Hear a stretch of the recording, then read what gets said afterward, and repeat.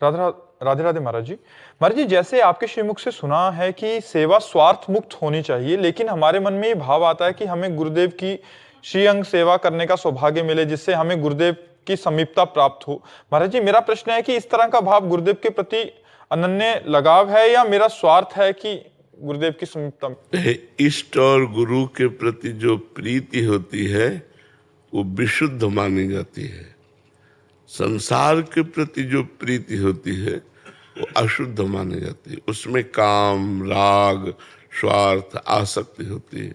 लेकिन इष्ट और गुरु के प्रति जो हमारी भावना होती है, जिसे ध्यान मूलम गुरु मूर्ति, पूजा मूलम गुरु पदम, तो अपने गुरुदेव की पूजा करने का मन कि काश हमको भी उनकी चरण सेवा मिलती, हम भोजन बनाते वो पाते, हम उनकी जूठन पाते, हम उनके कपड़े धो देते, हम उनकी सेवा, कभी हमको ऐसा सौभाग्य हो कि अपने गुरुदेव की ऐसी तो ये चाह करना विशुद्ध प्रीति की बात है, ये स्वार्थ की बात नहीं है।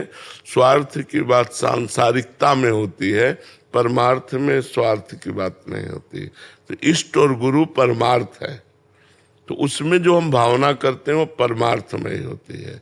तो अगर हम इष्ट गुरु से कुछ मांगते भी हैं प्रसाद स्वरूप, तो वो स्वार्थ नहीं होगा, वो परमार्थ ही हो जाएगा।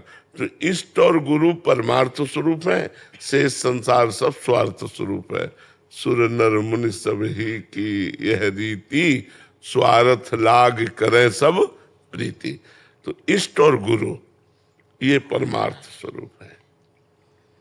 एकता शर्मा जी, अहमदाबाद से। सतगुरुदेव भगवान के चरणों गुरुदेव, आपके चरणों में कोटि कोटि प्रणाम। महाराज जी, अगर गुरुदेव स्वप्न में आकर उपासना या गुरु प्रदत्त मार्ग से सम्मिलित कोई आज्ञा करते हैं, तो ऐसे में उसको स्वीकार कर सकते हैं हर बात? क्योंकि प्रगट में यदि गुरुदेव विराजमान हो तो पहले उनसे निवेदन करे कि ऐसा ऐसा हुआ। अगर वो हाँ कहते हैं तो वैसा ही कर ले, अगर ना कहते हैं तो वो मन की चाल थी, वो मन ही गुरु बन करके दर्शन करा रहा था, वो मन की चाल थी, हम उसे नहीं मानते। पहले प्रगट गुरुदेव से हम सहमति लेते हैं कि आप स्वप्न में हमें दिखाई दे, आपने कहा ऐसा करो, तो क्या ऐसा करें? वो कहते हाँ करो, तो फिर कर लेना चाहिए। अगर वो कहते नहीं, तो वो मन की चाल थी, फिर नहीं करना चाहिए। कीर्ति दुबे जी, यूएसए से। राधा वल्लभ शेरवंश महाराज जी। महाराज जी, अगर साधक के मन में ईश्वर की स्मृति का स्थान गुरु की स्मृति लेने लगे और प्रभु का स्मरण करने पर गुरु की छवि मन में आए, तो क्या साधक सही दिशा में आगे बढ़ रहे हैं? हाँ, भगवान की विशुद्ध कृपा है। ध्यान मूलम गुरु मूर्ति, पूजा मूलम गुरु पदम, मंत्र मूलम गुरु वाक्यम, मोक्ष मूलम गुरु कृपा। भगवान कहते मोते अधिक गुरु ही जिए जानी, मेरे से भी अधिक गुरुदेव को स्थान दे। यदि गुरु का स्मरण हो रहा है, भगवत स्मरण करते हुए गुरु का ध्यान हो रहा है, तो सही मार्ग चल रहे हो। भगवान की विशुद्ध कृपा है। गुरु ही इष्ट है, इष्ट ही गुरु है, दो नहीं है।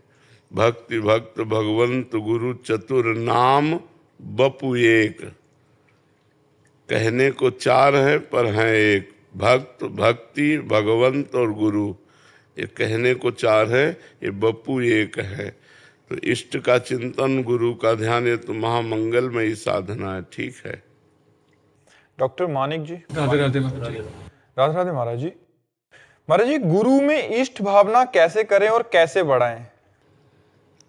देखो, भावना करनी क्या है, मानना पड़े। जैसे माँ है, तो माँ में माँ की भावना कैसे करें, कभी प्रश्न आता है क्या? क्योंकि वो हमारी माँ है। तो शास्त्रों में, संतों ने, भगवान ने गुरु स्वरूप की महिमा का वर्णन किया है। भगवान ही गुरु रूप में आते हैं। बंदो गुरुपद कंज, कृपा सिंधु नर रूप हरि। मैं गुरुदेव भगवान के चरण कमलों की वंदना करता हूँ, जो कृपा सिंधु हरि ही नर रूप में आए हैं, जिनके वचनों के प्रकाश से अज्ञान अंधकार का नाश हो जाता है। वो साक्षात परब्रह्म, गुरुर्ब्रह्मा गुरुर्विष्णु गुरुदेव महेश्वरा, गुरु साक्षात परब्रह्म, तस्मै श्री गुरुवे नमः।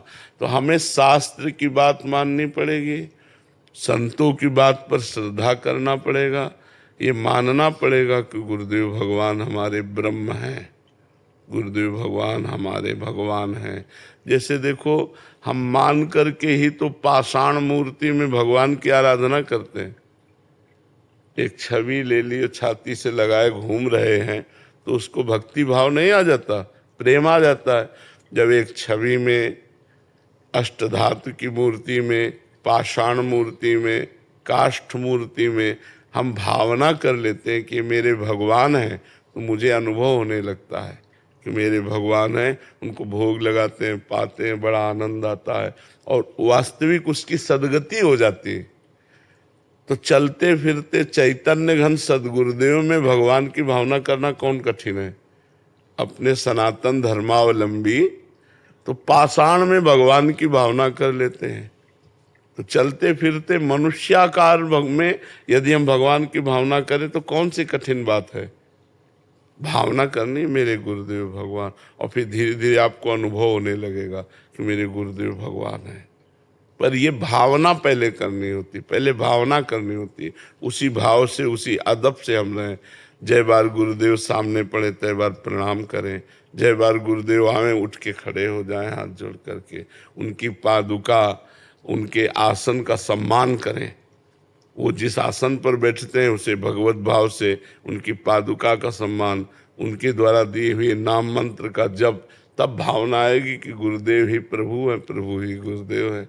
और जिसको ऐसी भावना आ गई वो तो निर्विघ्न भगवान की प्राप्ति कर लेता है। कलंगी जी गुजरात से। राधे राधे महाराज जी।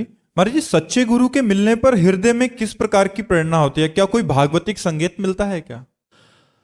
पहली बात तो यह है कि सच्चे और कच्चे, ये हमारी सामर्थ्य तो है नहीं कि पहचाना जा सके, लेकिन जिनकी बात सुनकर हमारा हृदय शीतल हो जाए, जिनके दर्शन करने से हमारा मन प्रसन्न हो जाए और ऐसा लगे कि मैं देख तो पहली बार रहा हूं, लेकिन ऐसा लगता है मैं इनसे बहुत बार मिला हूं, और जिनके समीप से हटने का मन ना हो, और जिनके दर्शन और संभाषण से गलत आदतें छूटने लगे और भगवत मार्ग पुष्ट होने लगे, उन गुरुदेव भगवान के वचनों का आश्रय लेकर, चरणों का आश्रय लेकर परमार्थ में चल देना चाहिए। क्योंकि प्राकृतिक बुद्धि के द्वारा सत्य सच्चिदानंद भगवान में स्थित महापुरुष की आप किसी भी बाह्य लक्षणों से नहीं जान सकते, बिल्कुल नहीं जान सकते, बिल्कुल नहीं जान सकते कि ये ब्रह्म बोध संपन्न है या आत्म स्वरूप में स्थित है। बाह्य चेष्टाएं ऐसी होंगी आप जान ही नहीं पाओगे। जैसे माँ अपने बालक का सुंदर श्रृंगार करके काजर का टीका लगा देती है, ऐसे भगवान अपने जनों को सिद्ध करके कोई न कोई एक दो बिंदु ऐसे छोड़ देते, जिससे संसारी आदमी उसी में उलझा रहता है कि अगर ऐसा तो फिर ऐसा क्यों, अगर ऐसा तो ऐसा क्यों। वो क्यों में उलझा रहता है, और जो श्रद्धावान होते वो लाभ लेकर निकल जाते। इसके बाद शरीर पूरा हुआ, तब जीवनी पढ़ के कहते वो तो महापुरुष थे। वर्तमान में महापुरुषों में ऐसे भगवान, जैसे माँ अपने बच्चे को श्रृंगार करती है, 2 टीका ऐसे लगा दिए। पूछो क्यों? इतना साबुन से धोया, काला टीका क्यों? बोले किसी की नजर न लगे।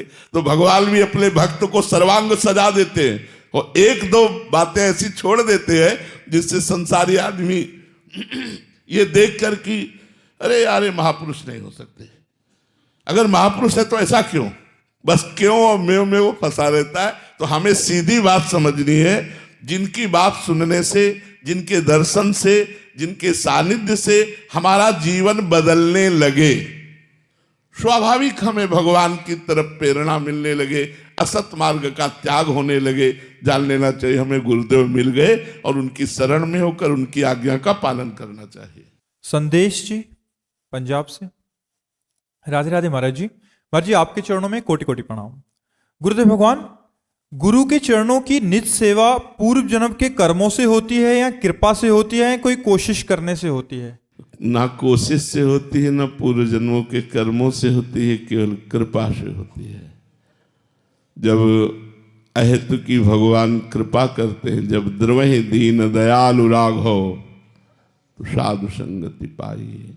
जब भगवान द्रवित होते हैं तो संग मिलता है, उपदेश सुनने को मिलते हैं, उस पर चलने का सौभाग्य मिलता है। इसके ज्यादा और जब भगवान प्रसन्न होते हैं तब उनके अंग संग की सेवा मिलती है। संत महापुरुषों गुरुजनों की अंग संग सेवा मिलना ये साक्षात इष्ट के सेवा की समानता है। जो इष्ट है वही गुरु है, जो गुरु है इष्ट है। मान लो इष्ट सेवा मिल गई तो गुरु सेवा मिल गई, गुरु सेवा मिल गई तो इष्ट सेवा मिल गई। अगर गुरु के अंग संग में है तो अपने इष्ट के संग में है। और उनके सौभाग्य का क्या वर्णन, जो गुरुदेव के वस्त्र प्रक्षालन करते हैं, गुरुदेव को स्नान कराते हैं, गुरुदेव को भोजन पवाते हैं, आज्ञा के लिए हाथ जोड़े खड़े रहते हैं, उनका तो जीवन धन्य हो गया। पर ये कृपा से मिलता है, ये कर्मों के परिणाम से नहीं या कोशिश से नहीं मिलता, ये कृपा से मिलता है। जब प्रभु कृपा करते हैं तब ये सौभाग्य प्राप्त होता है।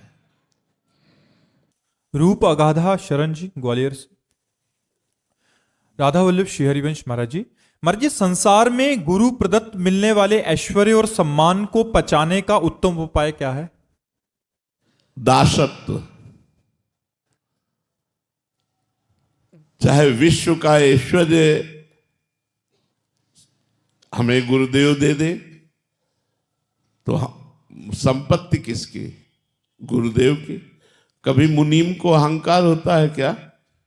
जो मुनीम होता है उसको तो हर समय ये बात रहती कि मालिक का है, मेरा तो है नहीं।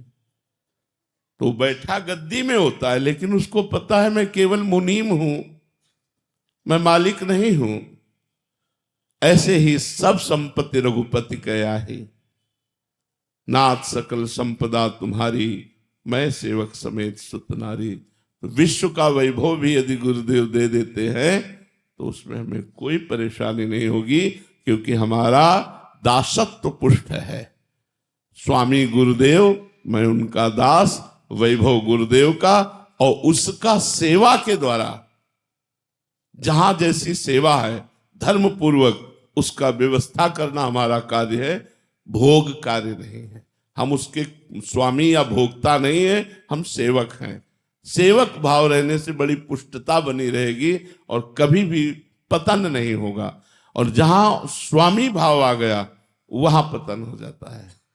जब हमारे अंदर ये भाव है कि मेरे गुरुदेव की वस्तु है, जैसे भगवान श्री राम 14 वर्ष वनवास, भरत जी 14 वर्ष भगवान श्री राम की पादुका सिंहासन पर विराजमान करके अयोध्या का राज्य शासन संभाला।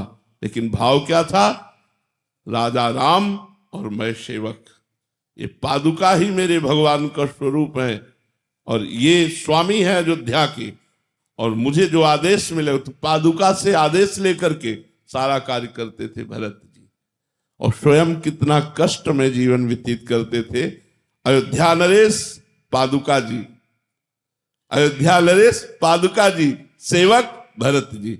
ये तो गुरु पादुका घर में विराजमान करके समस्त घर का ऐश्वर्य वैभव गुरुदेव का, मैं उनके चरणों का दास, कहीं कोई परेशानी नहीं, कहीं कोई समस्या ही नहीं। दूसरी बात, जैसे पिता की संपत्ति पर स्वाभाविक पुत्र का अधिकार होता है, ऐसे समर्पित शिष्य का गुरु के आंतरिक वैभव पर पूर्ण अधिकार होता है। वाह्य वैभव को जितना दे दे,